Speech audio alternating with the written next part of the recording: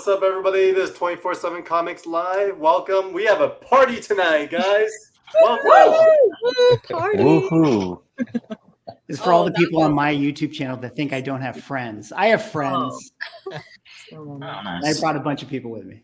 Yeah, Mickey definitely have friends. He's a popular guy. And, you know, tonight we were chatting and we thought it'd be just really fun coming out of San Diego Comic-Con.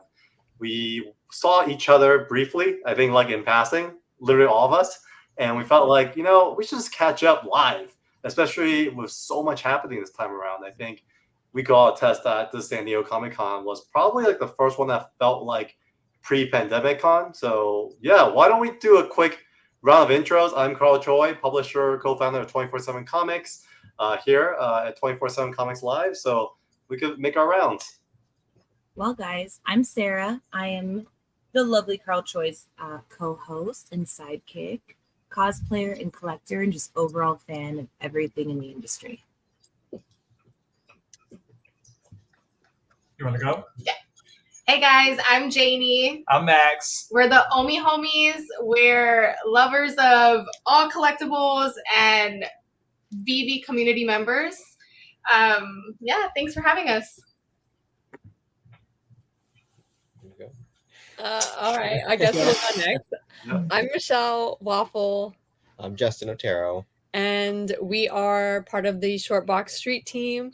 However, we are also avid collectors of comics, toys. We have, oh my gosh, we cosplay. Cosplayers, We panel kind of moderators. just do it all. Yeah, we moderate Literally panels. We're literally everywhere. They're not even joking. They literally are everywhere. Yeah. No, but like really. And you won't even notice because they might be in disguise. That's right. I'm Brian Bucciolato. I'm hardly anywhere. I'm a writer of comics and other stuff. Most recently, a couple books at Image and the event series Justice League versus Godzilla versus Kong. And I'm Swaggle otherwise known as Mickey, or I guess I'm Mickey, otherwise known as Swaggle And we're doing a co-stream. So we got the stream on 24/7 right now. We got the stream on my YouTube channel. And this will be a great conversation because I'm tired of hearing me talk. I'm sure people who watch me are tired of hearing me talk. So let's listen to other people's perspectives of how San Diego Comic-Con was. I mean, there was a lot of news, a lot of events. We're missing one person. Courtney's going to join us shortly. But I think for us, we want to just keep the theme very light and simple. We'd love to hear from the audience in the chat as well. What was your favorite news? What was your favorite event? And then what are your pickups? So those are the three.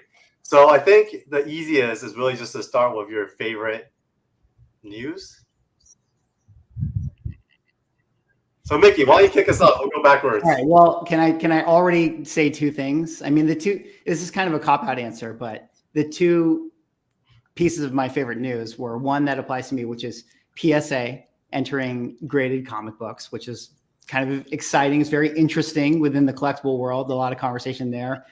And then the other one, obviously, is the Robert Downey Jr. announcement. That's obviously very, very exciting, obviously, for many reasons. And so those two, I think, are the most sort of interesting. I mean, PSA was already, I already kind of knew about it, and the cat was already out of the bag, but, you know, they definitely had a really popular booth.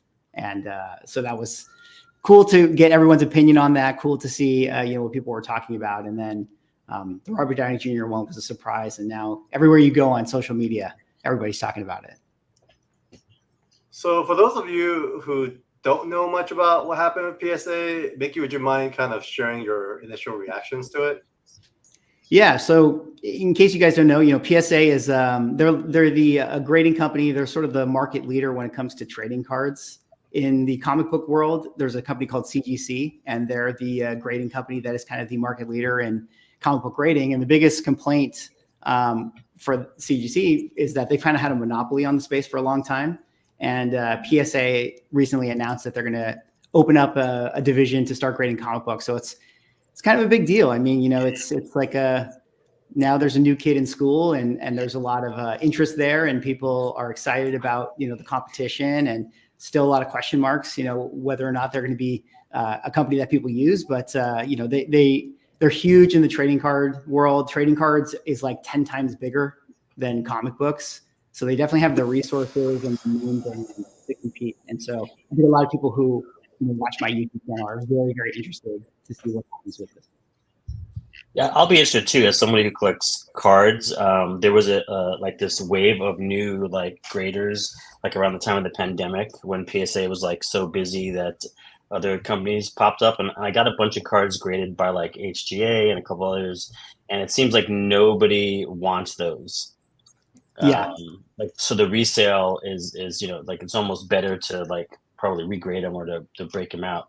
So I wonder, because PSA has this big footprint already, if they'll be able to sort of surpass the desired resale. Yeah, definitely. Like the PSA, as far as like, what things sell for on the secondary market, definitely get the most value. Like whether it's Pokemon or Magic the Gathering or baseball cards or whatever you put in there, like they sell for the most. So people think that name brand might carry weight with comic books. And so people are excited about that. At the very least, I think someone like yourself, like who is maybe in the trading card space, like I don't know, Brian, if you like grade a lot of your comic books, but if you have a PSA account, you might all of a sudden do that. So I think their audience is just big enough that it's going to be profitable no matter what for them. The question is, can they actually compete? Right. Do you guys like this look?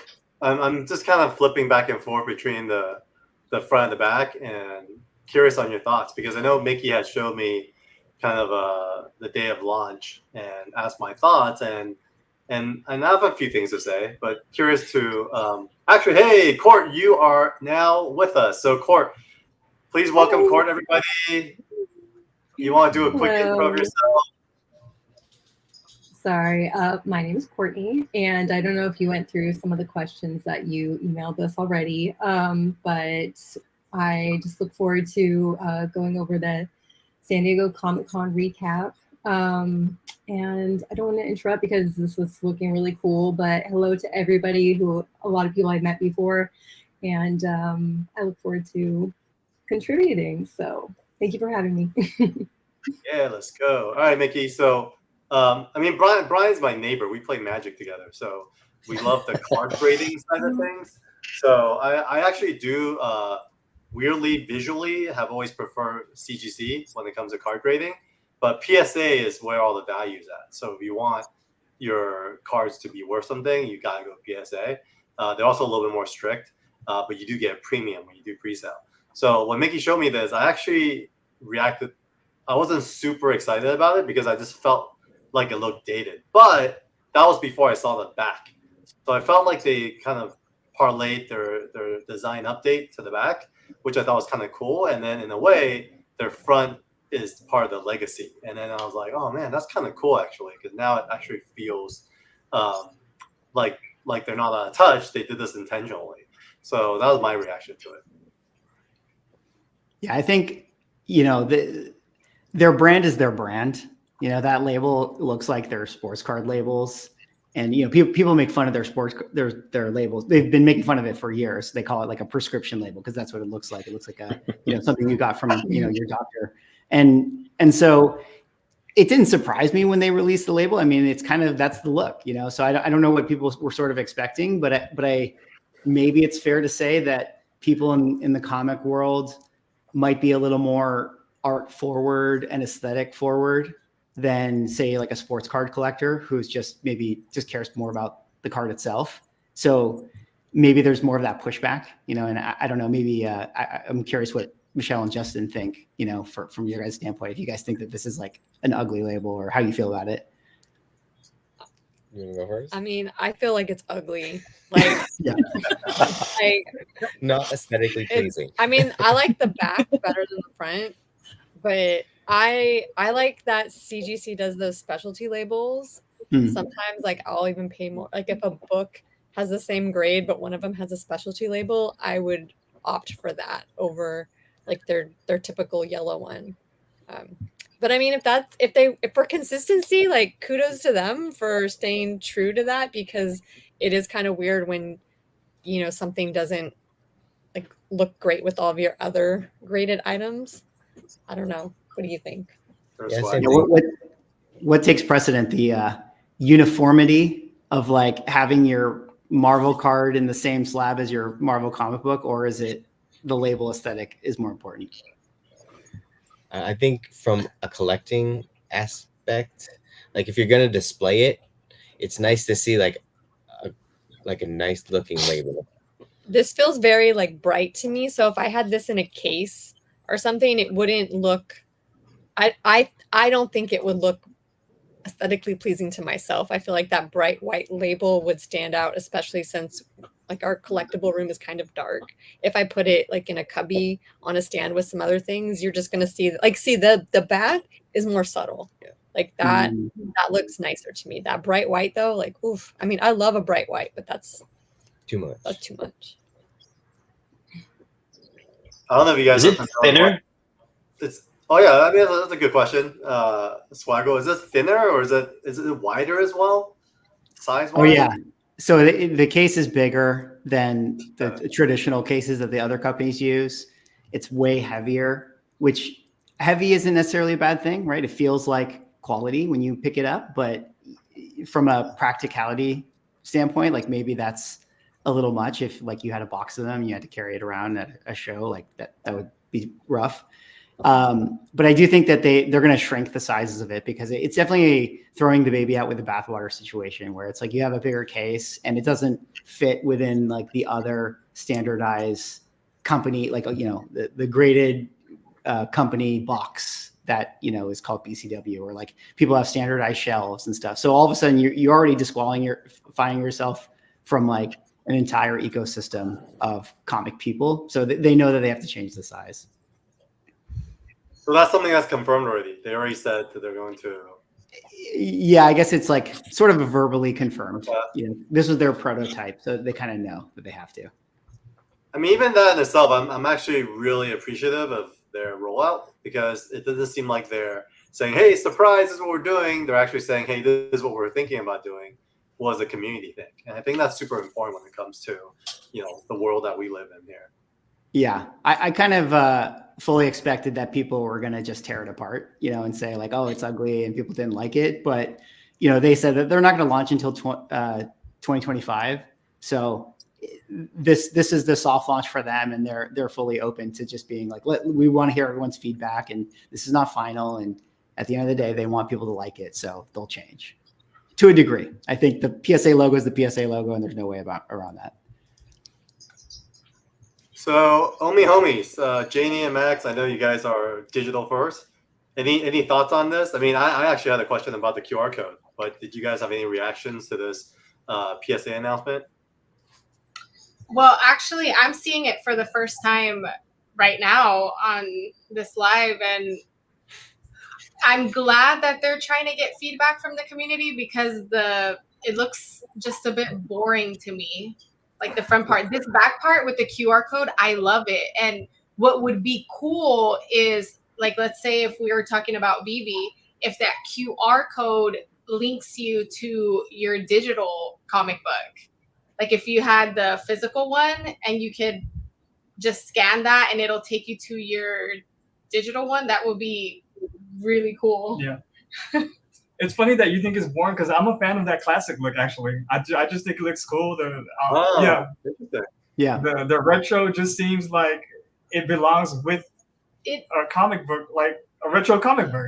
I like it. It is very retro. I feel like it's old school. It just feels a little boring, and hopefully they'll have, like Michelle was saying, hopefully they'll have those attachments to the different comic books and maybe different colors. I don't know if they'll change that since it kind of seems like PSA is uniform and kind of like sticks to their brand. But that back part, that QR code really interests me. And I hope that they do what I think they're going to do with that QR code. Fingers crossed. They're thinking digital format. But yeah, we'll see. Yeah. The QR code actually works. It actually leads you to the PSA app. Oh, cool. Oh, okay. You scanned it right now. I thought that was very interesting. Do you know much more insights, Mickey? Did they release anything else in regards to the QR code and what that's going to be used for? I could just guess. I'm sure that it'll link to the grader's notes and you know, information about the comic that's, you know, in the case and all of that information. but yeah, I mean, there's so many possibilities of what they could do with it. That's the low hanging fruit. Like obviously you can sort of link to here's the info of the comic, but yeah, hopefully they can do more with that. So the other thing that they did was a Kith collaboration. I only know about this because Kreese, one of the artists that works with us at 24/7 Comics, stood in line one day at like 8 a.m. just to get his hands on it. Does anyone know anything about this? Yeah, They've been doing that. Was it with ASICS? they did the same thing last year too, but they had the X-Men. It was like an X-Men blind box where you could get a PSA graded card, and all the shoes were themed as some of the X-Men. So it was like, Yeah, you could pick your size, but you couldn't Yeah, it pick was a blind your box. character. that was the best thing about it. Yeah, or the Yeah. fun thing about it. Yeah, I guess if you didn't really care, but some of them weren't that great. You know what's funny about it? I definitely didn't know what Kith really was until a couple months before they did this. They rolled this out, and so they only sold it on Thursday morning or Thursday and Friday. They had like two different sets. So in theory, so I say morning because like obviously you have to get there first. And so I woke up Thursday and I was like, yeah, okay, maybe I'll go pick one up. Like that would be cool. I'll go get one. And like, I kind of hustled my way and got in before doors open. So I was like, yeah, I'll get one, whatever. And I walk up to the line, and even at like the show floor opened at like technically 9:30. I think I was there at 9:05, and they were like, no, it's already sold out. I was like, what? Oh, wow. And so it's pretty crazy because they were selling basically it was a mystery box, and inside of it, all the boxes came with a pair of shoes from Kith. And then some of them had all of them had a comic book, but only some of them had the graded comic book in it. But the box was $200, and already on eBay, all of them are selling for $1,000. And someone just sold just the graded comic book. It was like the first one. I probably have to make a video about this, but it went for $875. So I was like, damn, dude, I wish I got one. I would have sold that instantly. Well, they go on. I was gonna say they go on sale officially tomorrow. Okay. They just don't have the full package. Is that the difference? No, it's the same thing. It's the exact same thing. It was a pre-sale at Comic-Con. Yeah, so That's you had to all it be at was. Comic-Con to get them, but then they go on sale to the public tomorrow. Yeah, Is it the same thing? yeah, it's the exact same thing. Yeah. Oh, crazy. Yeah, people were really upset because it's the main sizes were just out already, trying to like trade, and it seems not as well done as in the past. Well, last year it was crazy. Same Like thing. as soon as Basically the people same found out thing. about it, like preview night, people were like, "What is this? I don't know." I think my mom was the only one that had a chance at getting them because she scanned a QR code that night because they had sold out. But somebody said, "Oh, scan the QR code and you can order them today." And then like every single day after that, they were sold out. It was just nuts.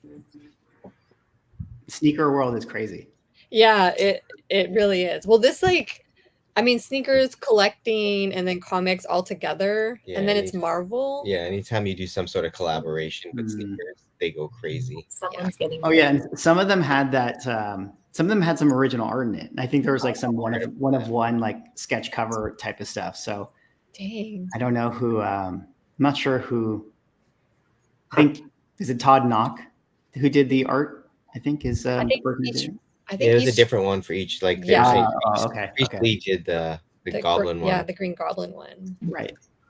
That's so cool. I mean, I don't think they gave all those out, so maybe the public still has a chance to grab some of those tomorrow. You never know. You might Well, be lucky. how do you get it? Would you have to buy from their Kith site or something like that? Yes. It'll probably sell out really fast. Is it Kith though, or is it PSA that sound like what website would somebody go? It's Kith. Kith. Okay. Yeah.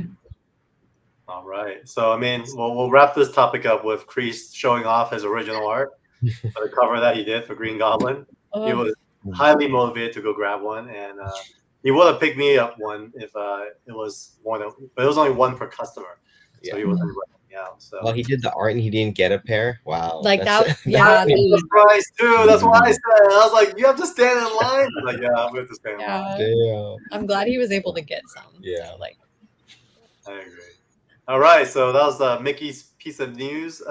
Brian, your turn. What was your big piece of news? I mean, it might be something like you announced. I don't know. I mean, I talked to Scott Snyder at one point, and he flipped through his first issue of Absolute Batman and like explained to me what it was. And I actually was really, when I heard about the Absolute line, I was like, whatever. They're trying to do, their own Ultimate line or whatever. So it didn't seem like it was something I'd be enthusiastic about. But what he pitched that he was doing with Batman, I thought was a really fresh take, and like a fun, like if you're gonna, he'd had this legendary run, New 52 for Batman. So it's like if he was gonna go back, he better do something like different, and he's really going for it. So I think that was sort of the most interesting new thing that I found out about. You guys heard much about that? Did you guys see the visuals for it? Because he looks very different. I would say. No. Let's see. It's the Nick Dragata one, right? Yeah, I don't know how much is spoiled, which is why I don't want to say specifics because I don't know what's out there. Spoiler. You had like the exclusive news, so I'm trying to find announcement. I do always wonder for writers because you have multiple signings as well.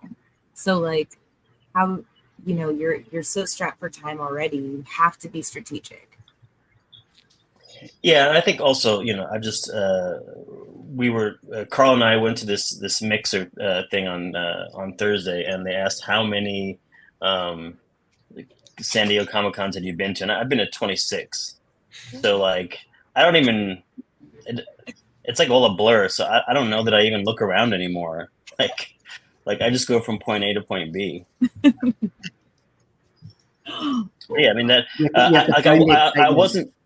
What happened? You have to find that excitement once again. Yeah, no, I mean, I think you find it here and there. The Doom announcement I thought was really, really cool. But even in the drawing of the Absolute Batman, I was like, I don't know if I really like this version of it with the wings, but it doesn't quite look like that in the comic. So I feel like this even doesn't even represent like the best version of this Batman. And he does some really cool things, and I will say I feel like it's a grittier, definitely flipping it on its ear, the whole concept of Bruce Wayne and Batman and stuff. So I'm really looking forward to it. So is it true that they're approaching this like their version of Dark Knight, basically? Because from what I heard, Nick Dragata is committed to this for like the next 50 issues. That was kind of like where his head's at. But I don't know if Scott shared similar sentiments or not. Well, I mean, they're definitely doing. I think they're doing it for a while, and he's not old, like So it's not Dark Knight in that it's like an older Bruce Wayne. This is a reimagined one, right? So I assume he's like probably in his 20s. All right, ladies, what's the reaction to this? Absolute Batman. This guy's supposed to be 7 foot tall, right? He's like 6'6", and with his boots on, he's like 7 feet tall. That's what they said. I mean, he had it all before. Why not just ruin it? Yeah, leave it to Twitter to focus on his crotch shot. I know. I was totally reading that. I'm focusing on the legs. It looks like he's done some major squats. I'm show me your gym routine, bro. Oh my god, he's like thick with 2 C's over here. Like, oh my god. And I heard on a podcast that he was supposed to be like an everyday day worker, and he basically puts on this huge suit, and he. That's what I was going to ask. I'm like, what is his way of not being recognized now? Yeah, it's not Bruce Wayne, right? He's definitely like a new guy, right, Brian? He's what? He's not Bruce Wayne, right? This is like a whole new guy. No, it's Bruce Wayne. Oh, this is Bruce Wayne? But he's not a billionaire. Is that? I mean, I don't know how much is out there, so I'm not going to say one way or the other. Oh no, I was. I don't know anything about this, so. Is this the main Batman title, or is this a offshoot? It's a new line. It's like its own. I guess I don't know if you want to call it Elseworlds or what, but it's to me like it reminds me of Ultimates because they're having a few different books that I think are like the absolute reimagining, right? Like, Okay. Bruce Bane. He looks like Bane. Bruce Wayne. Yeah. Bruce Wayne. I mean, he's definitely thick like the Frank Miller Dark Knight version, you know, Oh yeah, he thick. with 3 C's. Yeah. 3 So as described, it says characters are reimagined in a new universe that's entirely different, but integrally connected to DC's cosmology. So what that means. Yeah, I mean, I hope people give it a chance because I think it is an inspired take. So I love the connection to Rob Liefeld's Captain America. Oh my gosh. I like it. It's cool. I think the more I look at it, the more the design really stands out. I feel like it's good. yeah, there's and Nick Dragotta's done some better, I think better art of Batman. Like this was my least favorite image, which is odd because it's like the main one that we're going with to start. Yeah, I'm surprised. I mean, my favorite Nick Dragotta was his run on Batman Black and White, which he did like a mecha Batman, and it's basically a Batman that drives a mecha robot, which I think I talked to Brian about because we're fans Yes. of that. I think Yeah. right here. This is the first appearance of art. All right, let's keep going. Next news. I think it's who was before Brian? I don't remember. I forgot. Was it the Omi Homies or Michelle and Justin? I think it was Michelle and We'll go with Justin. Michelle and Justin. Michelle and Justin, take it away. Okay. Give us some news. Well, What was your takeaway? I'm a really big Marvel Legends fan. I don't know if you can tell by like the collection behind We you. couldn't tell. You cannot tell that Marvel Legends are my jam. But I was at the Marvel cosplay meetup and Justin was like, check your phone. Because it was at the same time as the Marvel Hasbro panel. Yeah, they were live streaming, or some people was like, Yeah, live people were tweeting. like, they were taking screenshots and stuff. And as soon as I saw the image, I audibly screamed because I have been dying for this forever. Like, I don't even know how long I've wanted this. But they announced a Lockjaw and Crystal like 2-pack, and I love the Inhumans. I love Crystal, and like Lockjaw is my little he's my boy. So the fact that this came out, I was like, we went over to the Hasbro booth and we checked it out in person because they had it in the case. Stunning. No notes. Yeah. Let me share the screen. Let's see. Yeah. Let's see. I feel like Oh. Lockjaw could be Oh, like so cute. Disney's, Right? Like Lockjaw so could be like Disney's next, Groot cute Yeah. character. Yeah, I think so too. For sure. Lockjaw is just like, it's like just a big Frenchie that teleports, It's so cute. What is the Really big. background on Lockjaw? I've never gotten into Inhumans for some reason.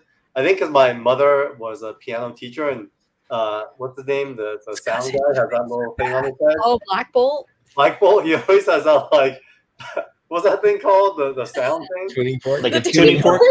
And so because of the tuning fork on his head, it always was silly to me. So I just never got into Inhumans. Oh, well, like Black Bolt he can't talk because if he does, like he'll kill everybody because his voice is his power.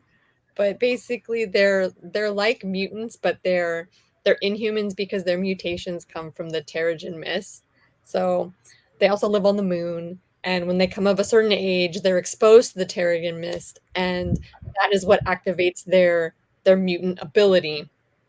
And so the king is Black Bolt. He can't talk because if he does like that, he'll basically destroy you with like a is it like a sonar projection. Yeah. And then he's married to Crystal's older sister, who is Medusa, who has like hair manipulation powers. And then Crystal, she has elemental powers, so she can control like water, fire. And she was actually like part of the Avengers for a little bit, right? Yeah, I know she's dated like Johnny Storm. She was married to Quicksilver. And then I think most recently she got married off to Ronan. Like Wow. it was an arranged marriage, but then it kind of worked out. Like So what's with the tuning forks? Like, why is it on Lockjaw's head? Why is it on? You know, I don't know. I don't know that part. It's probably Like- a Jack Kirby affectation. It could be. It could be. But Lockjaw teleports. Like that's his power. And he's always with Crystal. Like that's her BFF. Got it. Okay. No, that looks cool. I like it. I think they're getting deeper into the lore because I do feel like they typically reprint the same characters over and over again. Yeah. And now they're expanding into the universe. So I love that. I love a deep cut. I feel like they've announced a lot of really good deep cuts. Nice. Yeah. Inhumans. Here we go. Yes. Yeah. Of course, they introduce him and they Black Bolt and then blow his head off. Oh, Doctor Strange. I don't want to talk about that. Yeah. Sorry. I don't talk about it. How about you, Justin? What was your big piece of news? To be honest, we were all over the place so much.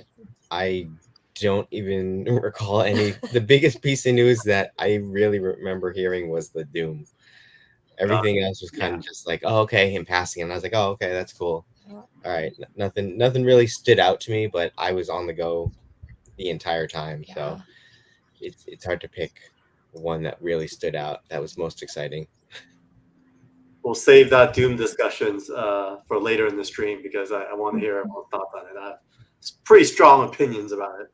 So Yeah. Very polarizing. Yeah, for sure. All right, homies. JD Max, I knew you guys were working hard this weekend, and you guys were at the movie, so I was gonna say we were working like really hard. We were busy most of the weekend, but I did see on her Instagram that Peach Momoko posted that she won cover artist.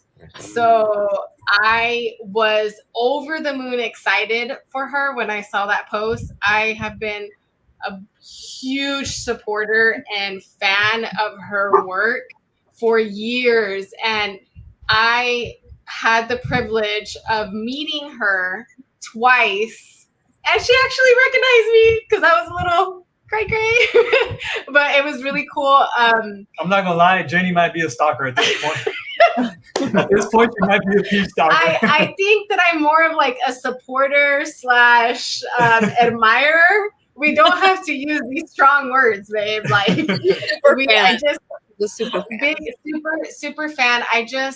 Her work really speaks to me. I actually have that one right back here. It's right there. One of my good friends from our community got it for me because, like I said, we were really busy at the booth this weekend. But I mean, her work is just incredible, and she's so humble and awesome with her fans. I'm so happy she won, and yeah, that was the news that I thought was pretty cool. Well deserved. Well deserved, yes, for sure. yeah, she works really hard. Every time you see her at the convention, she's literally always heads down and just working away. And her husband, Yo, who's her manager, is the one that's like hustling him. Yeah. I can't imagine how much incoming emails he has to process because I feel like just so many. They're a good team, though. They make a great team. They really, really do. And just a little backstory. I'm really big into Tokidoki as well. And they had a Peach Blossom series. And there was a little Tokidoki that the name was Momoko. So I brought it with me and I gifted it to her. And the next time that I saw her, her husband told me that it was in her studio. And I about died. Like, I melted into a puddle. And I was like, oh, okay, that's amazing. And it was really, really cool. And yeah, they're both of them are awesome. She's incredible. Her art's incredible. He's like you could tell like when they're working together at an event, like he's such a supporter of her and very attentive to her and like her fans. So great team. You're right, babe. So, Jeannie, I know she's very popular here, but as I'm scrolling through her Instagram, which I don't really do often, I do follow her, but I'm recognizing that there's a ton of work in Japan as well. So is she bigger in Japan than she is here? To be honest with you, I don't know. I think she's big in both. I think that she's really, really creating a global audience and like fans everywhere. So if I was to guess, I would say both.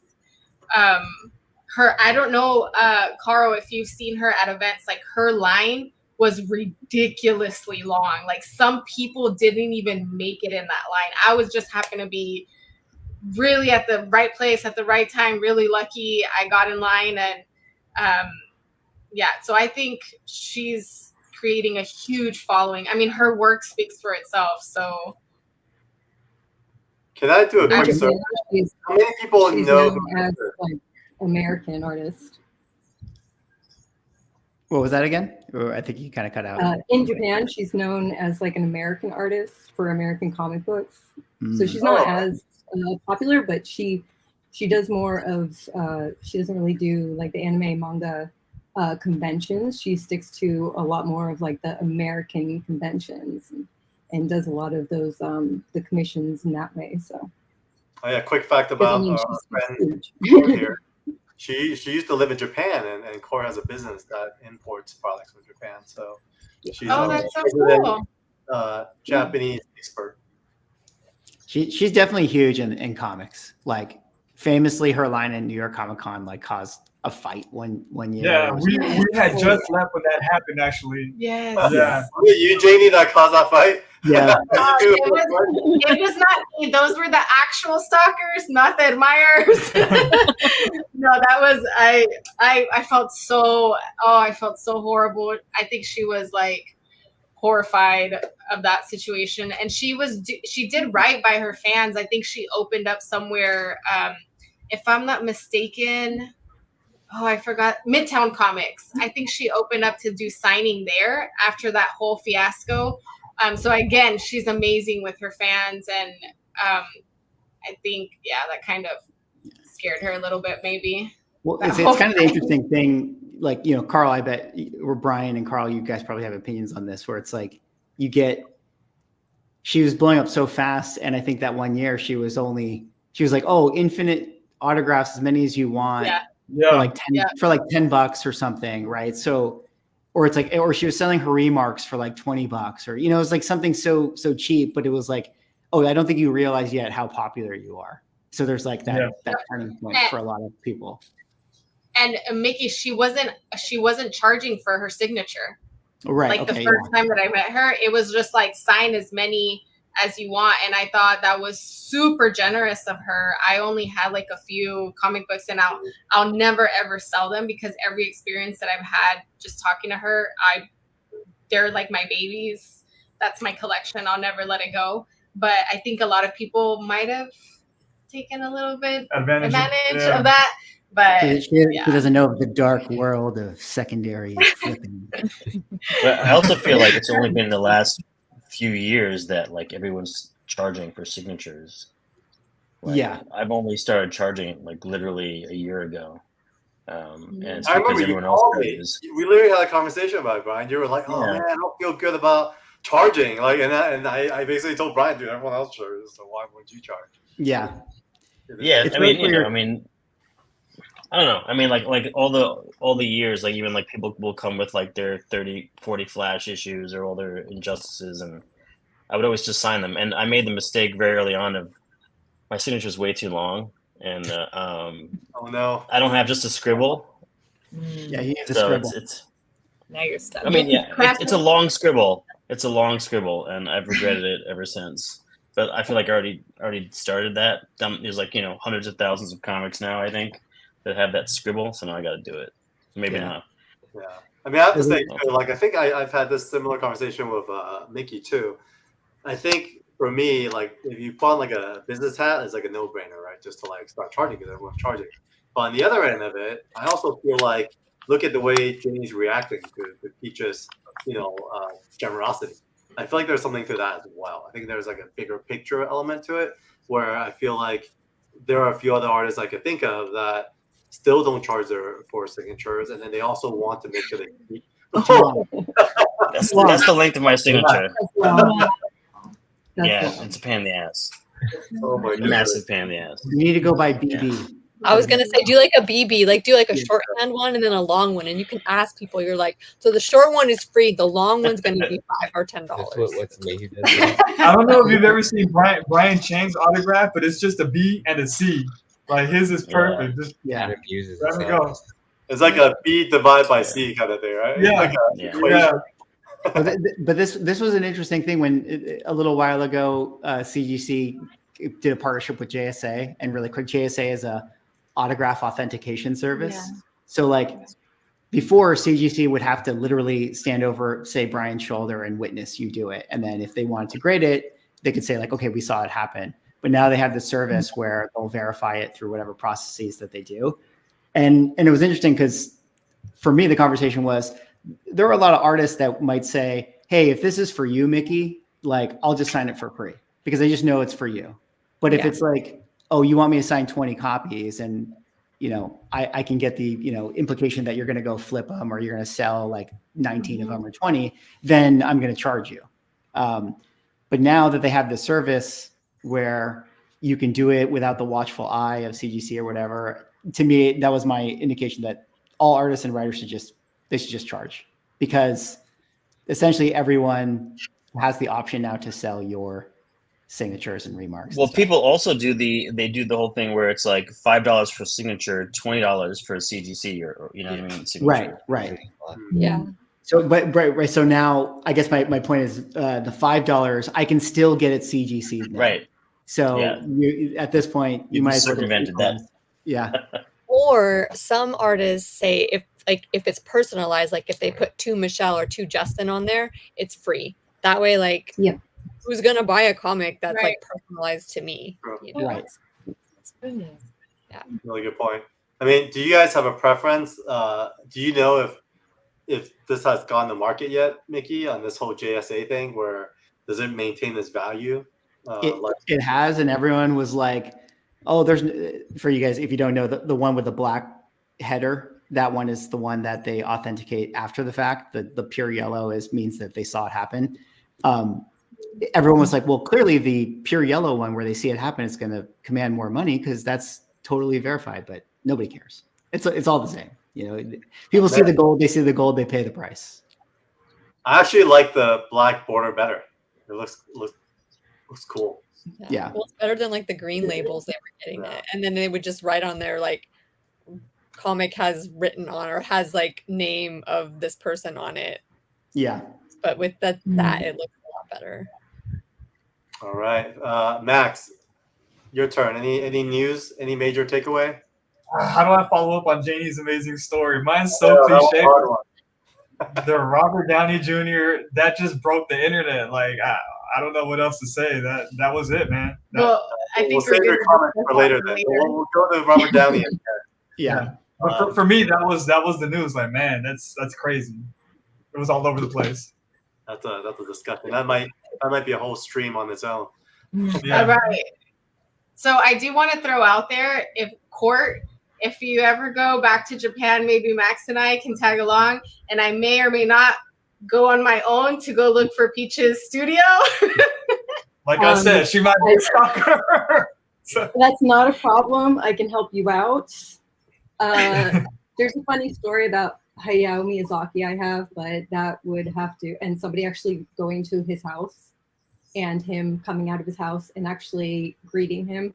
So I think the whole thing about her signing is she wasn't used to the American market, where like the Japanese are very, thoughtful and like, yeah, oh, just sign this, that's fine. Don't want to cause any issues, where more Americans are like, yeah, I have 30 or 40. So I'm sure we can find out where she lives. She'd be happy to see her. It sounds like. So I think it'll be fine. Guys, I promise I'm not like crazy or anything. I just really admire her work. Super fan. She's a super fan. We're all crazy on here for different reasons, so we're fine. Yeah. I'll find out. All right, Court, since it's on you, what was your big piece of news? We didn't see you either. I think all of us said I know. I'm bummed. I missed the Zero Ghost signing. I wasn't gonna make it. I wasn't gonna make the Comic-Con, but I was local, so I came up with a ticket. And I was really just going around seeing friends and people who were working in the industry and saying hello. I wasn't even trying to really buy anything, but I think one of the big things that happened to an artist that we know, Lee Kosei, for Kosei Art. Actually, I don't know if I'm pronouncing his last name correctly, but he got an Inkpot Award, which is pretty big. So he's done a lot of work for Star Wars. He works like personally with George Lucas. He's just a wonderful person. His family's there. He's actually local in Chula Vista too. So just amazing. He does like amazing, huge pieces of art. So I was able to kind of swing by, and I missed all of this whole process. But that's one good thing that happened, because I didn't really hear too much news other than the big Doom announcement. So Yeah, shout out to Lee. He's a good guy. So that's awesome that he won that. Yeah, Lee's a good guy. So yeah, he definitely deserves it. Just so humble, and everybody I've met in the industry has been just so great. So yeah, there's him and his wife right there, Maria. So the Inkpot Award, was that like a separate night to the Eisners, or? I think so, or maybe it wasn't. I don't know how they give it out. I know the Eisners are like the really big one, but I'm not sure how this one is given out. But Yeah, definitely. I think oh, go ahead. Last year I moderated a spotlight panel for Janice Chang, and they presented her the Inkpot Award at her spotlight panel. So they just that's what it looks like. It's funny you say that, because I think Keanu Reeves got one too for Berserker this past weekend, and I think it was at his panel too. Yeah, So, maybe maybe they get a panel and then that's when it's presented. Yeah. Oh, here it is. Given individuals, contribution world comics, science fiction, fantasy. Oh, that's cool. Congrats, Lee. I mean, this is awesome. Yeah, that is cool. Yeah, he's done great work. Actually, and he's been around. Yeah. Great news. That's great news. And meaningful too, because we all know him and he's been a good friend. In fact, he hosted us last year at San Diego Comic-Con. So we were at pretty much all weekend. Awesome. Thanks for sharing that, Ford. Sarah, your turn. Wow. I just found out that Harrison Ford was going to be Red Hulk. And Wait, what? freaked out. Red Hulk. At San Diego? Yes. And I didn't find out through a panel. I found out through walking around visiting friends. I was just finally brought a partner in crime for cosplaying. Walking around like this. Yeah, we did Silver Surfer, Oh, that's but I wanted to be amazing. Silver Surfer first, so we just were both him. Noreen, okay. I was Noreen. That's such a cool video. I Yeah, it love was it. super fun, but we were, he had never cosplayed before, like in a convention setting, so he was such a trooper. Paint stayed on, and he didn't realize you can only walk a few feet at a time if you did it right. Yeah. So it was absolutely incredible, but I heard that news through the grapevine, and I was just obsessed with it, kind of still obsessed with it all day. And then we finally saw Wolverine and Deadpool last night, and I got another little tease about it. So that's what I'm all about right now. I don't know. Yeah. Yeah, no, I think Harrison Ford, it felt right for him to be Red Hulk, actually. It's pretty dope. Because He can do whatever he the wants. last Indiana Jones was a little, I don't know if it got too much traction, so I'm really glad that he's joining the MCU. Yeah. Yeah, he's my guilty pleasure for sure. So that was exciting for me. Even if it's not quite that, it's close enough for me. Look at it. Oh my God. That's He great. was red. Hey, he got red, sure. Oh my God. He actually turned It into. does get red. Although I did not see this at A all. girl can dream, right? Yeah. I hope the rumors are true. They better be. I He's actually definitely felt going to like be. He's definitely it. he's it. But do you He's feel like definitely it. this news was like kind of overshadowed by our RDJ. Yeah, you didn't really hear about it, but Yeah. I was just like, give me that little nugget of joy. Well, because it had been a little bit out there. I think the Robert Downey Jr. one, that was truly a blindside to everybody. Right. So, Well, how do you guys feel about people playing multiple characters? You know, you've got Captain America, Johnny from Fantastic Four. Like, some people feel like you should pick a character and do that. But then you've got, you know, Deadpool as well. Like, how do you guys feel about that?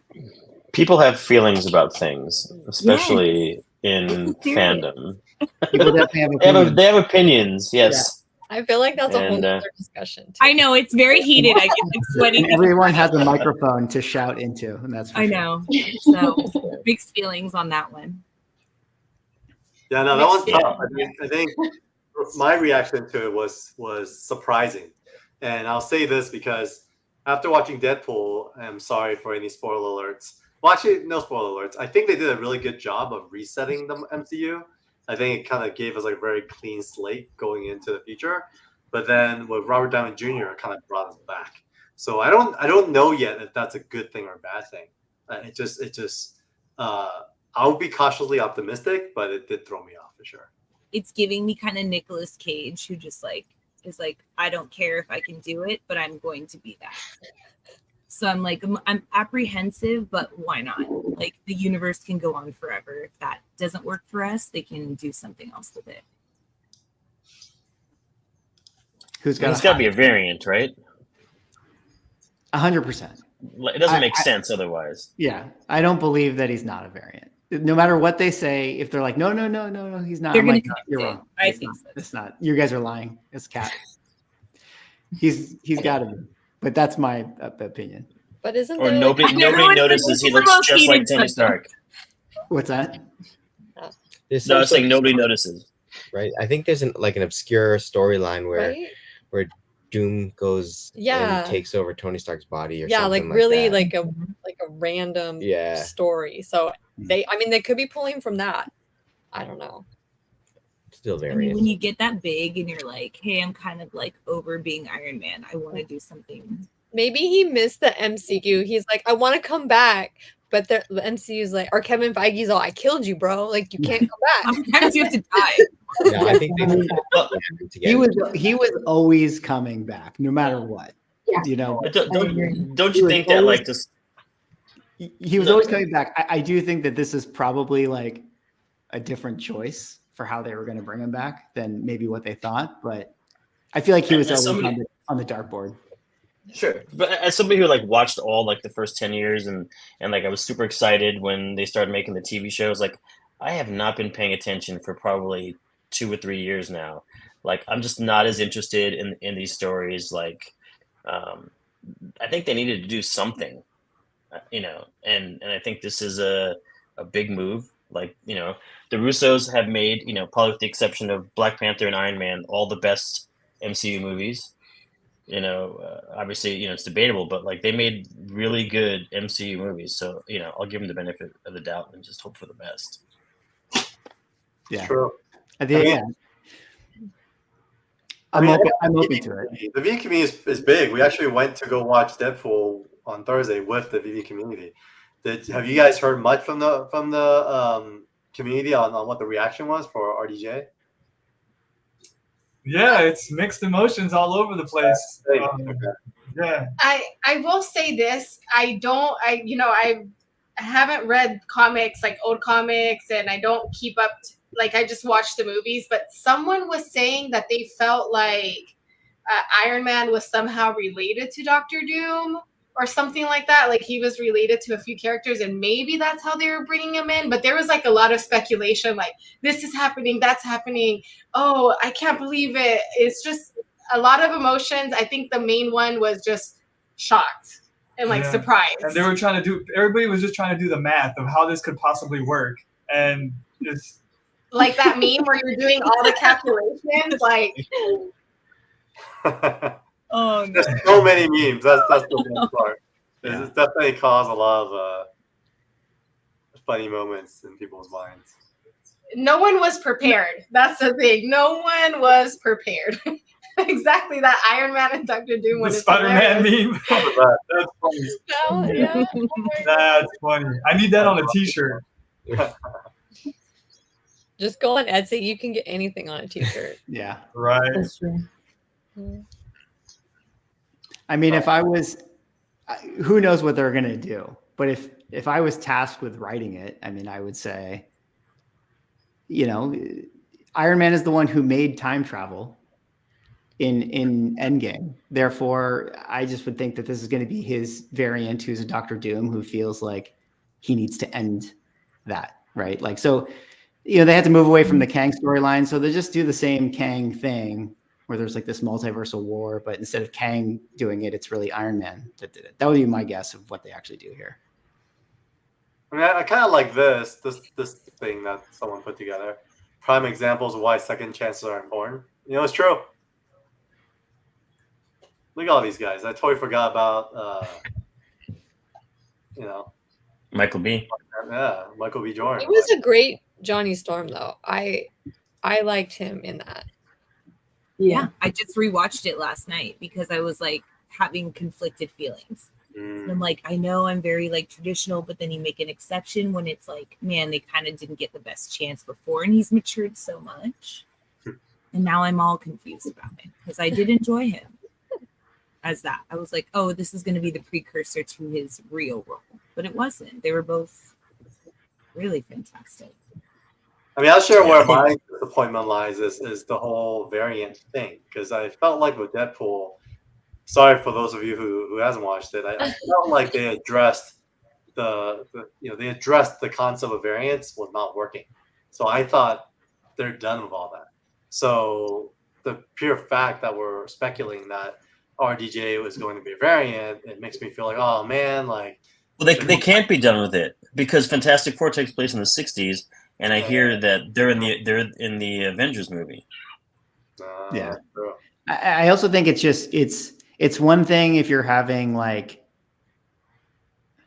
I don't want to do a spoiler. It's one thing if you're having another actor come through to cameo, in a thing, but it's another thing if you're like the casual fan who 3 years from now is like, oh, Robert Downey Jr., Avengers movie. Wait, he's not Iron Man? I don't get it. And if it's just like you don't acknowledge it, you don't address that it's a variant, or you're just sort of saying like, oh, yeah, he just happens to look like Tony Stark, then I think that might be a confusing thing and like a big hang up for like the casual audience.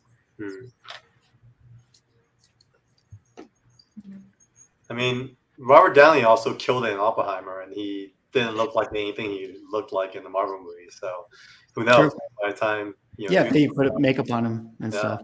Exactly. And now that he's an Oscar winner, he gets that Oscar winner salary for his Avengers movie.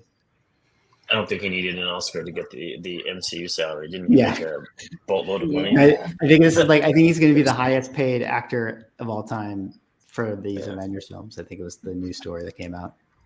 What if he's not going to be a big part as everyone's like thinking? Maybe they're just giving us like a red herring, like, oh yeah, Robert Downey Jr. And then they do like a Carrie-Anne Moss thing and they like murder him. I don't believe Robert Downey Jr. does that.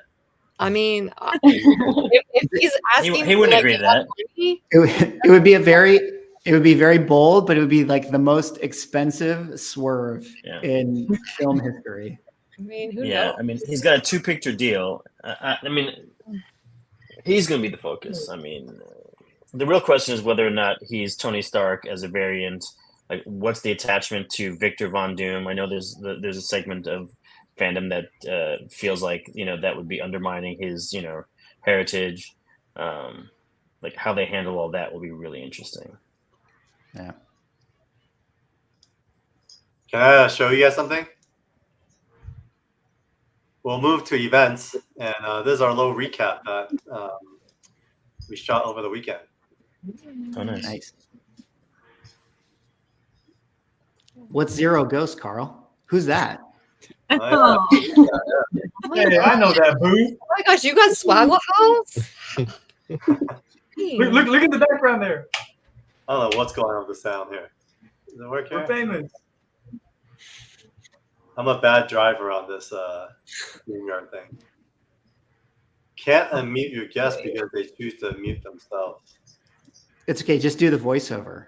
Yeah, just tell us what we're Tell us what Zero Ghost. Tell us what the signing is, girl. Here's what we did. I was transitioning us to our next chapter of discussion, which is events, and I have to highlight the 2 events that we did and how I also met Janie and Max, who were amazing hosts at the Veve booth. We partnered with David at the Veve team, and we were able to do our digital drop for Zero Ghost #1. And this is a lead-in to our Kickstarter launching next week. So it was awesome just to be at the booth, connect with folks. And she's abducted in the early part of the first issue. There we go. Escapes and spends the rest of the series finding out what happened to her, what happened to her family. I'm excited for people to see the book. It's the first time people are getting their hands on a physical copy. So yeah, pretty exciting.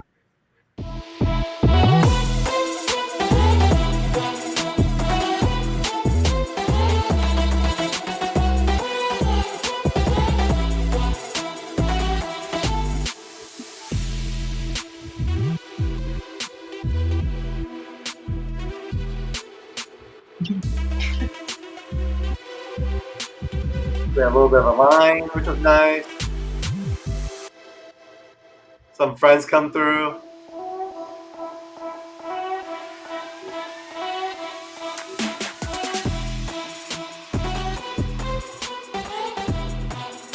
You guys went all out, man. We are with Mannix, variant cover artist for Zero Ghost. All these people here eagerly anticipating him to, do some signings for his cover. Mannix, talk a little bit about this project. How did it come about, and how did Carl approach you with it? Carl is my friend. Sometimes he buys artworks for me, and then he approached me one time if I wanted to make a variant cover for Zero Ghost, and he sent me a digital copy, and I said yes, of course. I look at all the covers and think about how I'll make it different, I hope it works. I definitely think it works. You got a lot of people excited to, have you sign it. Wasn't Mannix the coolest guy ever?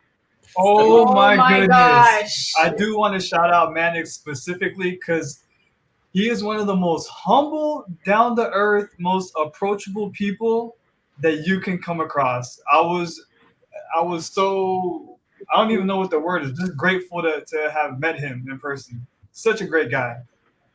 Yeah, and he has so many fans. I literally met up with some of my art collecting buddies, and the gift they gave me was a Got Mannix shirt that I was wearing. That's such a good brand. Oh, that's awesome.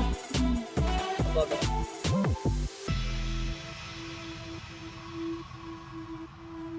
It's cool because he's I'm gonna fast forward this. You don't need to watch all that.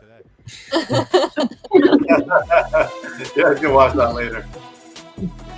That's a little recap. So for me personally, I think why that was very meaningful to me is you guys probably don't know this, but Zero Ghost is actually the very first title that 24/7 Comics worked on, and it's been 4 years in the making. And we went through all the lessons that we needed to learn to even be able to put out Evermind last year. And so it was definitely really meaningful for us to actually be able to drop that and put that out to the public. And even the reception of it all on the art. And like Brian, I don't know if you guys knew this, shout out Mannix, but also shout out Brian, because he worked on Star Wars for the last 10 years. And he says no to Marvel and Lucas for signings. He literally has not done one signing that he was invited to because, he's just not into it. But for us, he came out. He drove a few hours, like 3 hours, did the signing, and then he took off. And so it was such a pro, and it was just a very meaningful moment for me personally. So, and thanks, Mickey, for being a host there as well, and as well as Sarah showing up to help with some of the crowd engagement. It was super, super great experience. This year felt really amazing. You didn't really know what to expect because last year we didn't have the studios and everyone was kind of not sure what was going to happen. And it really did feel pre-pandemic. It was just a beautiful time. It was bigger news than RDJ. Also, the word's getting around. How was it for you guys, Janie and Max? Man, so I'm just grateful, Carl. You were incredible. As soon as we met you, it was like, this guy is so cool, so amazing. And honestly, that opportunity probably wouldn't have presented itself if the Zero Comics wouldn't have dropped on Veve. And I got 2 myself, and I got the Mannix one, which is a rare. I can show you guys right there. So we have different rarities. We have common, uncommon, rare, ultra rare, and secret rare. And I just happened to get his, and then I got a common as well. But meeting Brian and Mannix, like we had a chat. Oh, well, is it okay for me to show and tell? Yeah, show and tell, please. We could jump right into it. Yeah. So because I got it on Veve, I was able to redeem this one in physical form, and I got to chat with Brian. I have his signature right here, and then Mannix was nice enough to write my name, and then I thought, oh my gosh, I need Max's name on there too, and I'm like, can you write Max's name up there? And he was like, of course, I'll do it for y'all. And I got to chat with his wife. Just, I love meeting artists. They come with all sorts of different personalities. Some are more calmer, quieter, introverted. I feel like that was what Brian kind of personality. Max and I got like just like a private little chat with him where we talked about Max's personality. His personality were kind of similar. And Brian Chang. Yeah, right. And then Mannix, we met the next day, and it was just amazing. And Carl, you're amazing, and yeah, we had a good time. Thank you. You too. I really enjoyed spending time with you guys, and you guys were so on top of it, literally like thinking like 10 steps ahead of me. So it just made this so much easier to have a fruitful event that weekend. You're so welcome. It's an honor to be around these artists that just pour out, their souls and their artwork, and you want to do right by them. And yeah, it was so much fun. No, I agree. So yeah, since we broke into events and show and tell, who wants to go next? I mean, Michelle, what the heck did you guys pick up? I know you guys were like literally at like panels. You can talk about events, pick up, whatever. I do want to show mine. It's real quick. I just picked up. Sorry about that. I picked up one thing at the con that was my favorite thing, and it was actually presented to me by the person across the booth from me because it was my stunt double. This is Sideshow Bob. Oh my God. It's me. Just saw Max's hair. It was his curls are a little tighter today, but they were a little bit bigger. Yeah. And she's like, "This is you," and Max was like, "Oh my gosh, yes!" Hilarious. So that was my one Comic-Con pickup. I love that. That's the pickup right there. Yeah. All right, who's next? Let's go. I mean, I would do show and tell, but I've already shared how apparently at San Diego Comic-Con, if you try to get exclusive stuff, you can't get it. It's impossible. What? Shout out to Cameron right here in the chat. I shared this story. I'll share it with you guys again. Cameron was like, he says, I can't believe Mickey is showing his face online after not getting me a Spider-Boy Funko. So Cameron was like, hey, Mickey, like, can you go get me this Spider-Boy? It's at the Funko booth. And I was like, yeah, sure, I can do it. And so it was like preview night. It was Wednesday. It's literally the minute that the show opens. I'm like one of the first people there. And I go up to the Funko booth and I'm like, okay, well, how hard can this be? Right? This is like pre-show. And I go up to the guy and I ask him, I'm like, hey, like, so how do I get in line to like buy the Spider-Boy Funko thing? And he just looks at me and he gives me like this super smug smirk. The smirk that says, you naive collector. You think that you can just come here to San Diego Comic-Con? You think you can just get in line and buy something? He's like, no. You needed to have waiting in this line, to got into this raffle, to win this wristband, to potentially get drawn, to then wait in the other line to maybe get the chance to get by.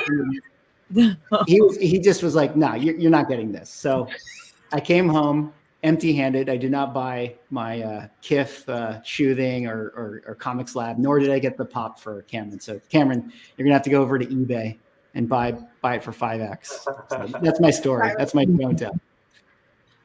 He was like, "You mere mortal, you mere mortal." Yeah, It's not I gonna shared happen. I shared the story with Michelle, and I think Michelle, you were very quick to be like, duh.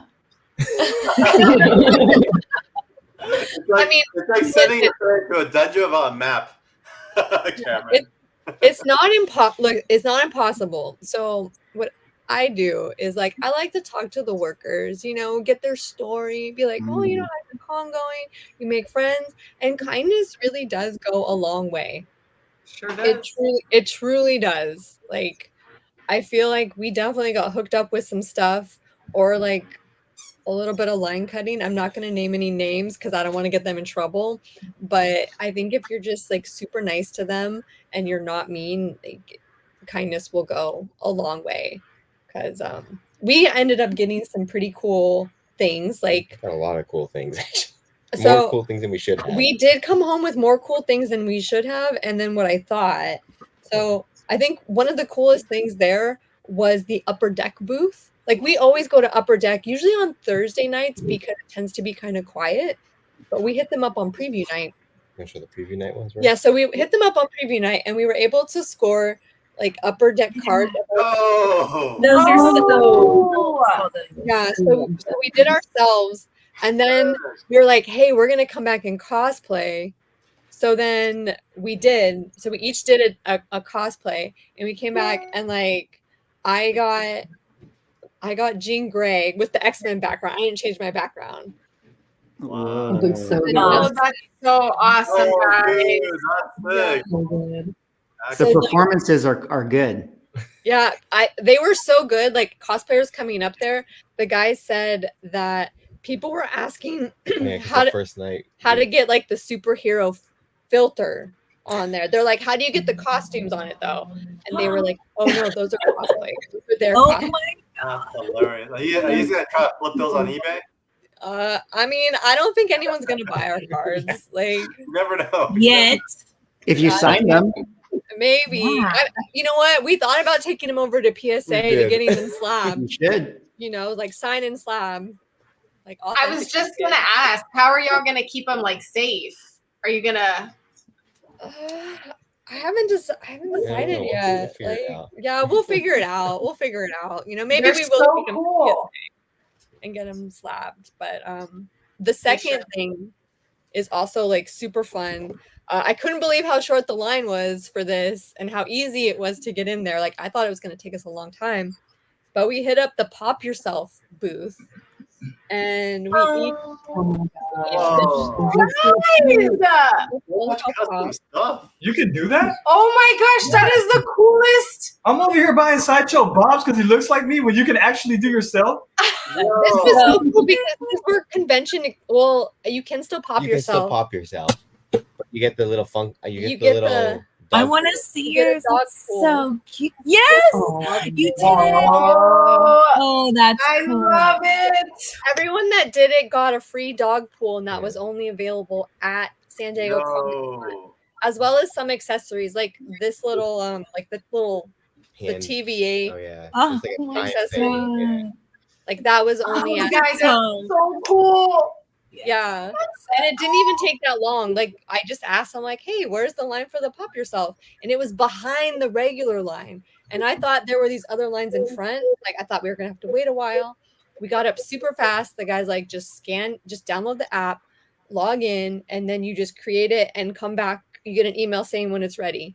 We were in line for less than 10 minutes. 10 minutes. Less than that. Less than 10 minutes. I was only there because a girl was using my Wi-Fi. It took us longer to get a picture with the Funko statue than it did to Yeah, to fill these, yeah. to customize these. And then we just came back, and you get like a nice like hard plastic case, It's which is really cool. super cool. So these were fun little souvenirs. I was like, oh my gosh, this, and then like, and then the trading card, like That's so cool. how I love, fun. love that. So Lorenzo wants to see Oh, they the want to dog see show. the dog pool. That's cool. It's so cute. Oh my God. I can't take Dude, it. I wish I got that. I didn't know about that. That's awesome. That is so cute. That's amazing. That's such a congrats, guys. That's awesome. Thank you. And this was like on the last day That was too. the very last the day, very like, last day. A couple hours before we left. Yeah. We were over there. I'm like, let's just ask. Let's just see. always ask. Mhm. Always ask. Was it before your panel or after your panel? Speaking of events. This was before. That was before my Justin's panel. Okay, got it. Yeah. Yeah. I got to come hang out with you guys as my last event before Yes. San Diego was over. Yeah, we appreciate that. I know Sundays are hard to hit up panels sometimes. So, but I mean, Justin's panel was like, I mean, you should talk about it. That was an event all in itself. Yeah, Justin, please do. It was very well attended as well. Let me see if I could find the little video. There's a photo. Oh, there's a photo. Yeah, I took a little video. That's the first time I've seen a panel like at the end of the convention full. There was a line to get in too. And there was a line to get in. Yeah. I could not believe that. That's awesome. It was a packed house. Did you tell about your panel? I do this. I've been doing. I want to hear about it. I've been doing an AAPI representation panel probably for the last. This is my third year at San Diego, and I got a couple big names on there. Kevin Kreider from Bling Empire was on there. Holly Chow, the voice of Jubilee from X-Men '97, and then Chen Tang. He was Hong on the show Warrior, and then I had an artist and writer Sue Lee on there. So it was Yeah, so very well attended. So just a quick look at the room. It was packed. It was so packed. Yeah, and that was at the end of the day too. So that was 3 o'clock on a Sunday. Yeah. That's amazing. Congrats. Thank you. Really cool. Went very good. Yeah, it did. All right. So who's next? Who's next with events and show and tell? I like this show and tell. I can show and tell more stuff. I'm just saying. We also have a lot. I know. No one else wants to. We I got don't a lot want of to take stuff anyone's also. like time, but I do have two big things. I guess I'll show this one last. So I got a chaser from Tokidoki, and in the box, it actually had a little card to redeem it digitally on Veve. So I have the digital one and the physical one. And these are so hard to get. Like people were buying 3 boxes at a time and still not getting this chaser. So And What were I the have odds a for little. that? I'm sorry.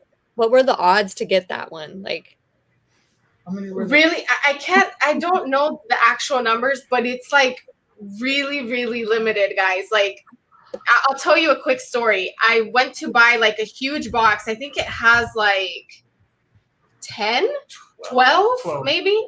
And I went up to the girl, and I'm just like Michelle. I always talk to the workers because sometimes they're so busy. Like, but I'm just like, I like to hang out with them and give them their flowers. So I was like, hey girl, am I gonna be lucky? Am I lucky? And she's like, well, she tried to explain to me the blind box aspect. And I was like, no, I know. But like, am I going to have the chaser? She's like, honestly, I think you should look around and see what else you want. And I took that as a sign from the universe, and I picked up like 2 extra boxes. This was in the extra box that I picked up. So shout out to the girl who was working at Tokidoki, because this is the reason why I have this little guy. And now I have him on Veve too, and he's in my pocket. I can put him in AR, do videos and stuff. So super exciting. And then I just have to show one more thing, because shout out to my girl Peach. Oops, wrong one. Here, I got this one. This was nice. TNT. the turtle guys, foil. is this not incredible? Like seriously, That is Peach, stunning. shout out to my girl Peach, and shout out to my girl. And I just have to give a huge shout out to my friend and Veve community member Mahalo. He found this one for me, and he actually got them. It was off site of the actual con, but you had to go searching for it. you had to go searching for it. But I'm definitely gonna get this graded, and I just didn't have time to go. But yeah. Thanks for letting me share. That's like my favorite thing to do. Now we all know what to get Janie for Christmas. Momoko, anything. It's a little obsession there, but yeah. So the question for you, Janie, is it PSA or CGC? if you're gonna get that graded. Ooh. Hold on. She actually has 2 of these, so she can do one of each. I know I can do one of each. But I was gonna say, Carl, don't be putting me on the spot like that, bro. Like picking sides. I They're don't know. watching. I know. Or you could be I like, don't know, maybe I have to consult Mickey on this one. You know, like you're the comic guru man. So I don't know. You gotta tell me which one after we're done with the live. Yeah. No comment. No comment. They're watching. Right. Yeah. No comment. That man is media trained. Look at him. No comment. I know. Okay, hold on. I'm gonna no comment. No comment, Carl. All right, who else got some stuff out there? What's going on? Brian, what'd you pick up? Did you pick anything up, or did you attend any events that were like highlight for you? I did a couple panels. I didn't really attend any other events. I did go to SeaWorld and I pet a beluga whale. That was nice. But like I said, I don't really pick up stuff anymore at shows. Like, it's all like a blur to me, you know? I also feel like you're like a minimalist because when I see you, you're always giving all your stuff away. Like, yeah, I mean, you know, I don't need more stuff. You don't catch yourself There at you the one, you know, you don't catch yourself at the one vendor that's got, you know, vintage magic or anything like that, just kind of side-eyeing the tables. You do buy magic a lot, actually. I do. I buy way too many magic cards, and I do have an obsession with every time I go to Disney, I get a lightsaber. So, like, I've got, you know, my latest one here is Qui-Gon. So that's my latest Disney one. Oh, that's cool. Yeah. So hold on. Let me show that one more time, Brian. I need to pop you out. We're gonna need to see the full thing. Oh, I have to get. Well, I have to get the thing then. Oh yeah, the screen. Legit stuff. I need to see the legit. No, I mean, you know. Wow, look at this. I love this so much. Is that interchangeable? That tube? Yeah. Whoa! Full reveal. Maybe I should lower the lights to make it even better. Here you go. Oh, yes. There we go. Nerding out. Light show. Light show. Oh yeah. Oh yeah. You gotta do a move though, Brian. Sick. These are awesome. Chop that whiteboard in half. Yeah, I can't. I'll live through it. It's not real. Don't worry. So that's awesome. That's so awesome. I love that. You can never have too many lightsabers. You I agree. Did you pick anything up? And you're in cosplay land. I don't know if you. Yeah, I didn't. I really don't actually shop that much. I was after the Venom A6 shoes, but obviously we all know how that went. I was after Batman Pop, so I failed all around. But I did obviously get my variant cover signed, which was sick. And I also brought my old Pop that I had gotten. My like nerdy Barbie one that I don't. She's holding cash, just like asking. So I kind of like brought her around towards the end of the day and just reconnected with like Ed Peggy, who used to be big with Pop, and I kind of just got a lot of cards and actually networked this time, and that's like the greatest gift for me because we have so much stuff. I know we all do, but just kind of spending the time even while dressed up, remembering connections and taking the time to do that is so invaluable because the last 5 years, I think I was kind of rushing through and overwhelmed. So just really meeting people and meeting their crews as well. And meeting Janie and Max, I didn't even know that they were with Veve. I just like was like, "Hi, you look so awesome," and like we just like were friends already. And then I was like, "Did you get your 24/7 pin?" And he's like, "Yeah, I'm actually working with you guys." I was like, "Oh, wow, amazing!" So it was just really cool. It was the connections for me. Like I would have carried stuff around too, but I really didn't even need anything. It was just so awesome. Hopefully cards next time. I think Michelle and Justin, your cards I was seeing you guys get and pose for, and then we came back in costume and did it. That's my goal. For free. Like you could do this for free. If you could get in line. If you could get in line. Like it got harder. That's the more people that figured it out, like it got harder. But it's beautiful. Michelle, we're going with you. and you're gonna be our you're gonna be our. Listen, I will take you around. I'll be like, you go here first on this day. You go here on this day. Like we have a spreadsheet. We literally have a spreadsheet. I'm inspired. Love it. I'm inspired. How about you, That's kind of Court? what it takes. Oh, sorry, Nikki. You're saying? No, I was just saying that's kind of what it takes. I feel like It is. you got to have a plan. Mhm. I'm really bad with the plans. Like during, I try to do everything ahead of time, so all my pickups happen from stuff I've been, acquiring over the last year, and that was my pickups. But Court, back to you. I agree. You need a plan, and Michelle has a plan. Like I'm gonna go with her next time. But the only thing that I got was I got these made of my cats. These are from Hannah Hillam. She is on Instagram. She makes really funny, like little comics, little four squares. And she was an Artist Alley. And I got actually this one last year. And this one is of Wicket, one of the cats. And she's a little bee. She's never happy. She doesn't like to be pet. This is my cat that passed away. And then this is my other cat, Nikki, who's like a little dum-dum. So she did a really good job expressing their own little personalities. And so I'm just going to get this framed. But I just love her little funny. She does like little quirky, funny. I love her. She's a hilarious comic artist.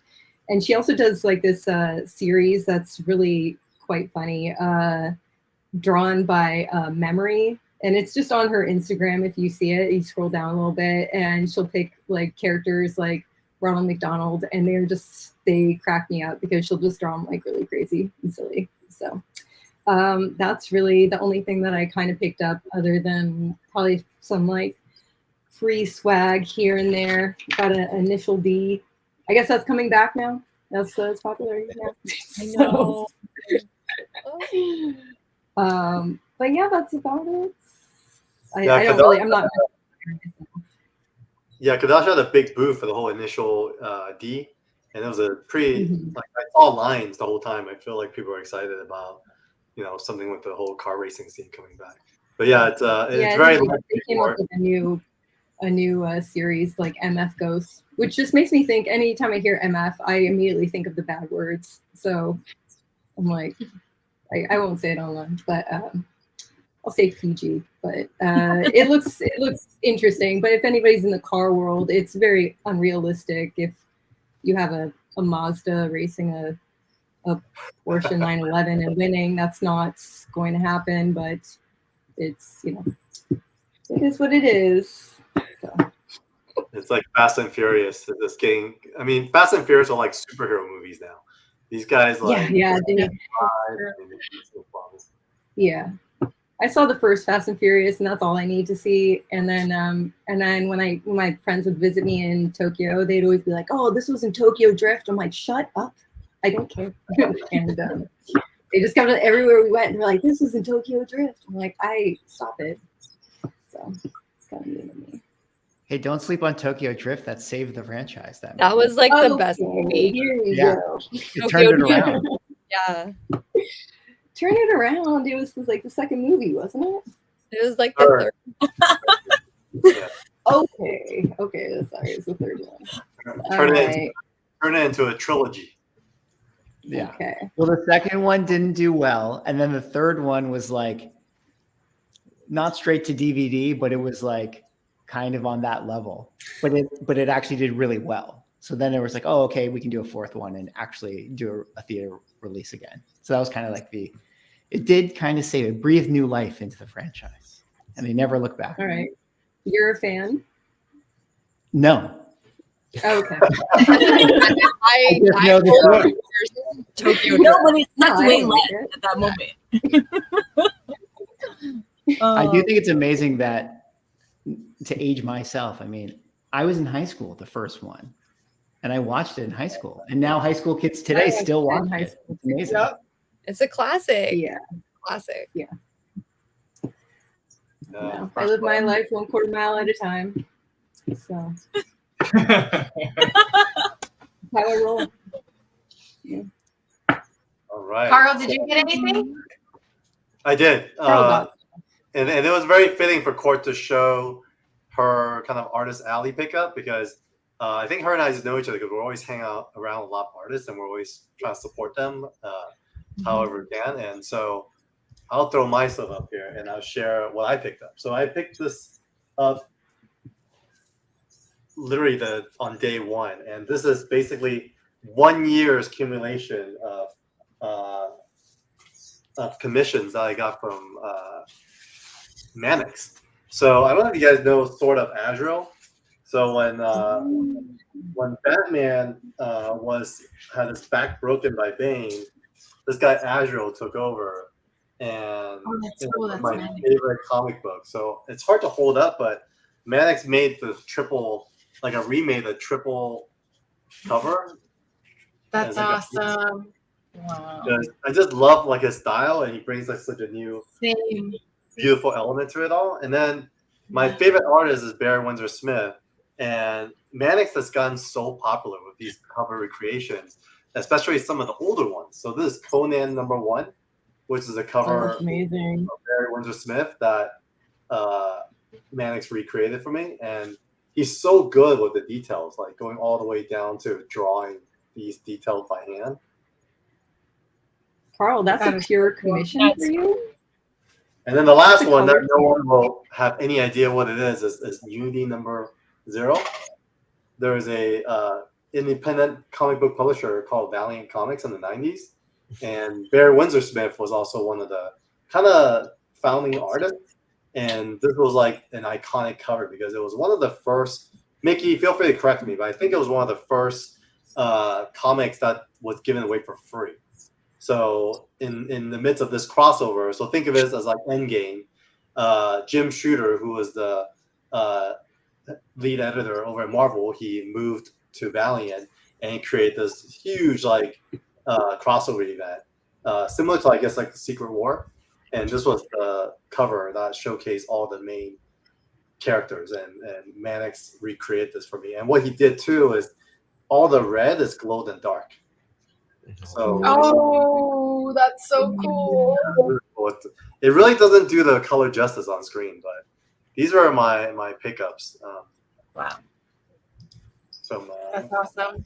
From the Those con. are amazing. They're really fun. Yeah, his art is so fun because it's like Matt Groening style. That's kind of what I feel like that's an inspiration, I would guess. Fred Hembeck too. Like he's a big inspiration too, I think. I also happen to have this off camera. It was funny. There's Oh, that's hilarious. Oh, hilarious. Why do you have this? Was that a pickup or you just? Yeah, I just had it. It wasn't something I got at San Diego Comic-Con. I just happened to have it next to me. Can you hold it up? I'm gonna put it side by side. I think There's your Barry Windsor Smith. Look at that. How crazy is it that you had that right next to you? That is so wild. Is that cool? That how, is like, so cool. Mannix also is so good about making the recreation, but also owning it so that it looks like this. Yeah, it's beautiful. That's cool. I was pretty happy with that pickup. Yeah, what else? Anything else to cover, guys? I think we kind of covered mostly everything. What else do we have loaded up? We have another video we loaded up for Zero Ghost, but I don't know if you guys are had enough of Zero Ghost for the weekend. Or else we could premiere it here, Mickey. Yes. What are you gonna premiere? This video. Do you want to show it? Oh. No. You're driving. You're driving. All right, we're gonna show it. So this is gonna be like the world premiere. So to kind of share context, we are launching in 1 week. Obviously, we talked about the event, Veve, and then actually while we're here, if you guys don't mind, especially the audience, we are going to be launching in 1 week. And right now we are at 386 followers. We're really trying to get this to 400 before we launch. So if you guys don't mind just coming on this page, even everyone on the stream, if you haven't done so yet, just click notify me on launch. And it actually helps because the Kickstarter algorithm will automatically bump you to the top if you actually have X number of followers when you jump. And so this is actually going to be the world premiere of the video. Actually, Mickey, did you premiere on your channel? This may be like a secondary premiere. I did, but that was a fake world premiere. This is the real world premiere. This is a secondary world premiere. So this is a private audience, and we're gonna go wide this next week. Growing up in this city taught me. This is what Mickey did. So Growing up in this city taught me one thing. Everyone makes a deal with the devil. I just never expected mine to be real. You see, this place is run by 5 families. And in order to get anywhere in this world, you need to work with them. Play by their rules. That's what my father told me before he went missing, before he was taken. Alliances built on a foundation of deceit. And now I make new bonds. Ones that can never be broken. Power is the only true pact.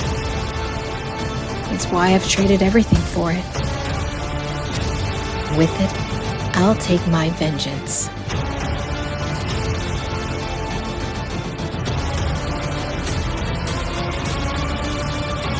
Everyone here makes a deal with the devil, including me.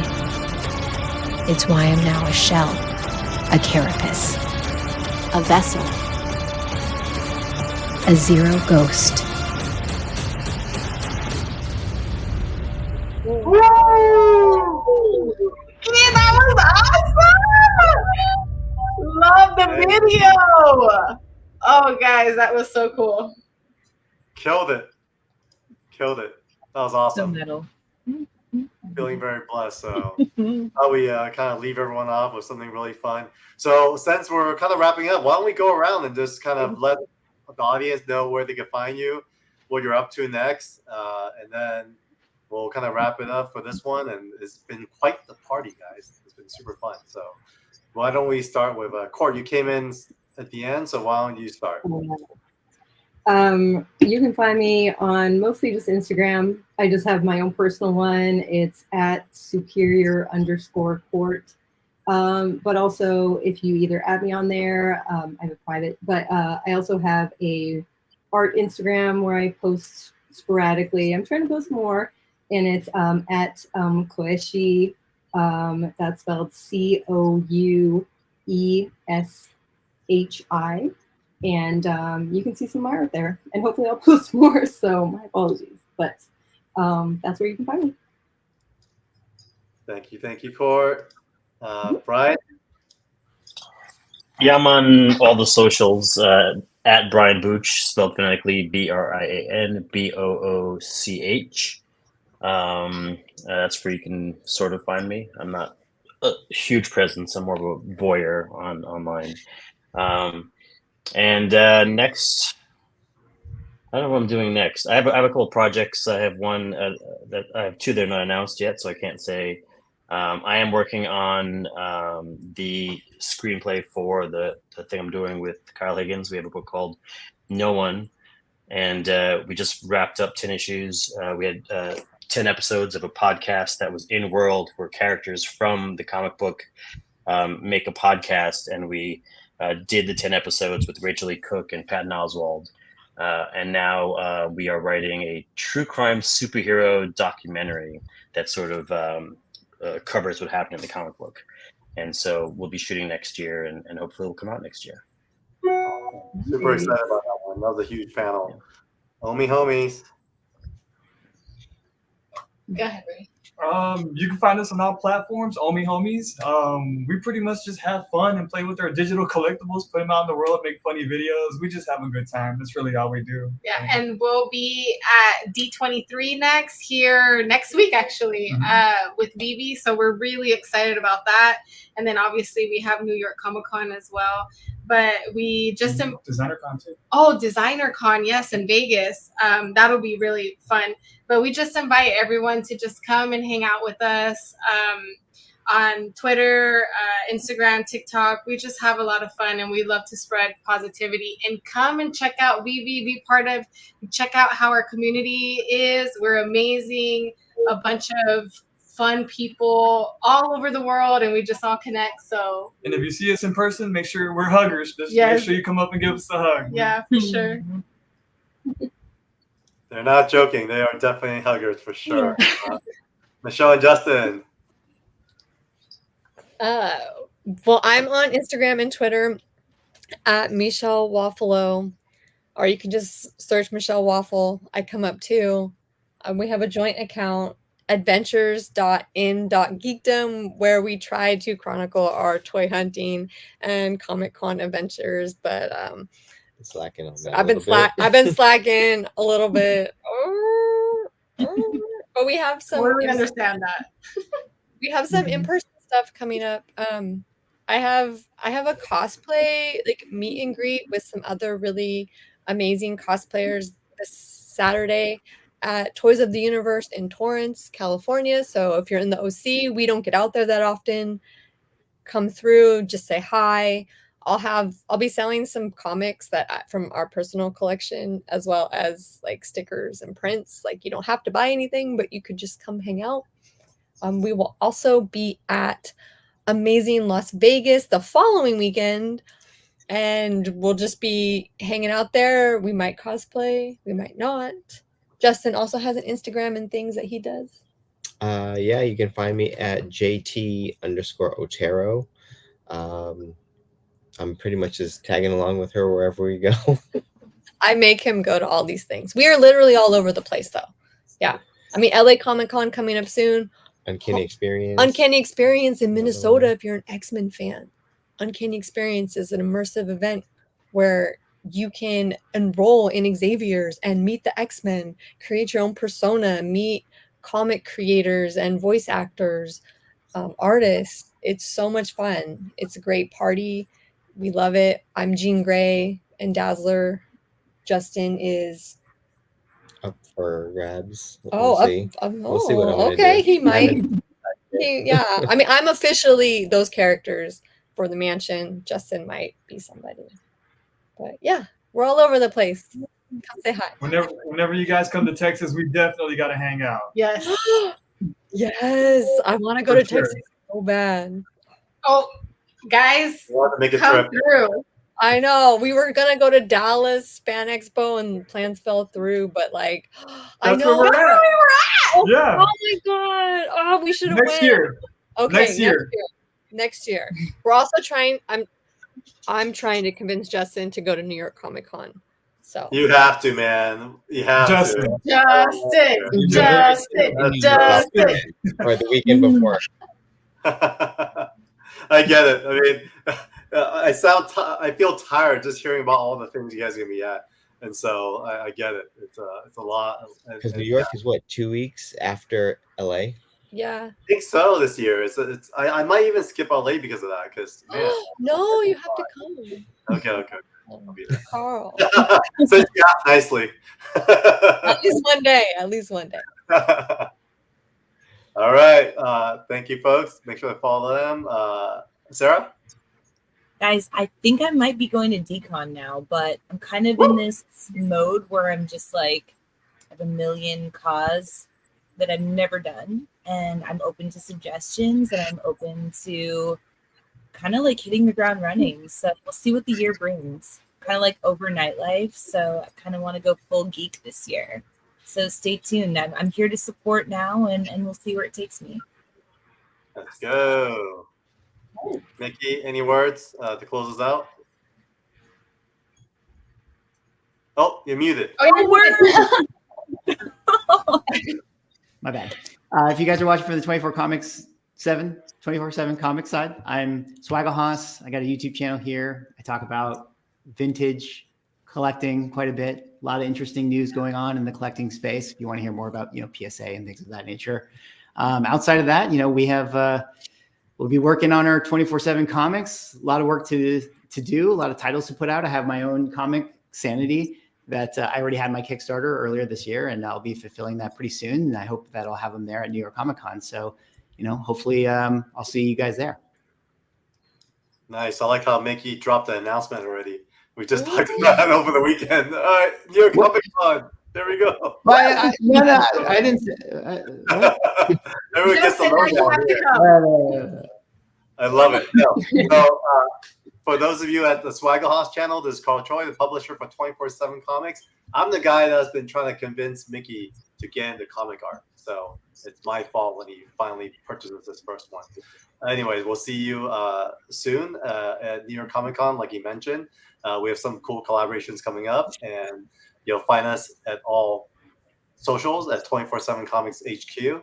And please do comment below and subscribe. And thank you, everybody, for making it out for this show today. It would have not been the same without any one of you, because San Diego was just so big this year, and there was just so much coverage. And I think amongst our eyeballs and experiences, like, we just scratched the surface. So hopefully we'll have more and more stuff to talk about in the weeks and days to come. I have a lot more to rant about. I know people on my channel will appreciate, so I will deliver on those. All right, folks, let's keep the rantings going. And that's that. Thank you, everybody. Bye, guys. All right. Thanks, guys.